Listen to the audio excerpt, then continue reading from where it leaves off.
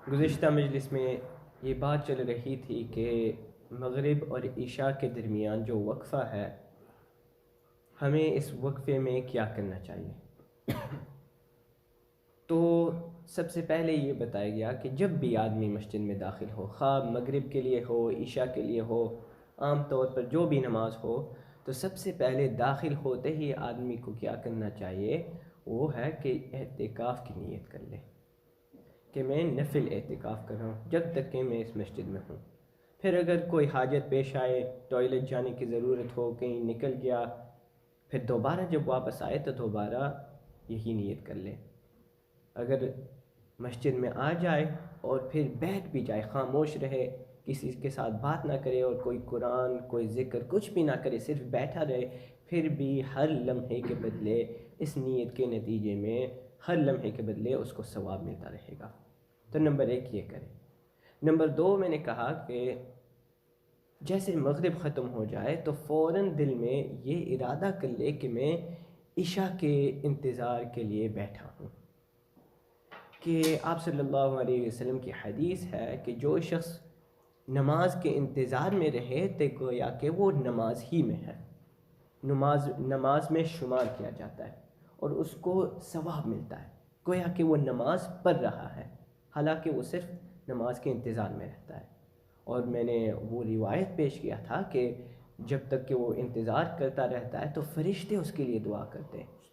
اللہم اغفر لہ، اللہم ارحمہ، اے اللہ اس آدمی کی مغفرت فرما، اے اللہ اس آدمی پر رحم فرما، جب تک کہ اس کا وضو ٹوٹ نہ جائے۔ تو یہ دو چیز ہو گئی ہے۔ نمبر 3 مغرب کے بعد کیا کرنا چاہیے، وہ ہے کہ آدمی کو 6 رکعت نفل پڑھنی ہے۔ ان 6 رکعتوں کو ہم جو نام دیتے ہیں وہ ہے اوابین، اور اس کی وجہ یہ ہے کہ آپ صلی اللہ علیہ وسلم نے فرمایا کہ جو شخص مغرب کے بعد 6 رکعت پڑھے گا، 6 رکعت پڑھے گا، اُدِلْنَ لَهُ بِعِبَادَةِ 12 سَنَةً، او کما قال علیہ الصلوۃ والسلام، کہ جو شخص مغرب کے بعد 6 رکعت پڑھے گا تو یہ 6 رکعت 12 سال کی عبادت کے برابر ہو جائے گی۔ 6 رکعت اور 12 سال کی عبادت کے برابر۔ تو نمبر 1 6 رکعت پڑھے، اور الحمدللہ ہمارے پاس فرصت ہے، ہمارے پاس موقع ہے، مسجد میں ہے، تو ہمیں ایک دوسری روایت پر بھی عمل کرنا چاہیے جو کہ حضرت عائشہ رضی اللہ عنہا سے مروی ہے، جو کہ فرماتی ہے کہ آپ صلی اللہ علیہ وسلم نے فرمایا جو شخص مغرب کے بعد 20 رکعت پڑھے گا، 20 رکعت پڑھے گا، بن اللہ لہ بیتن فی الجنہ، اللہ سبحانہ وتعالیٰ اس کے لیے جنت میں ایک گھر تعمیر فرمائیں گے۔ 20 رکعت پڑھے گا مغرب کے بعد، تو گھر بن جائے گا جنت میں۔ اور جیسے کہ ہمارے دبئی میں ہے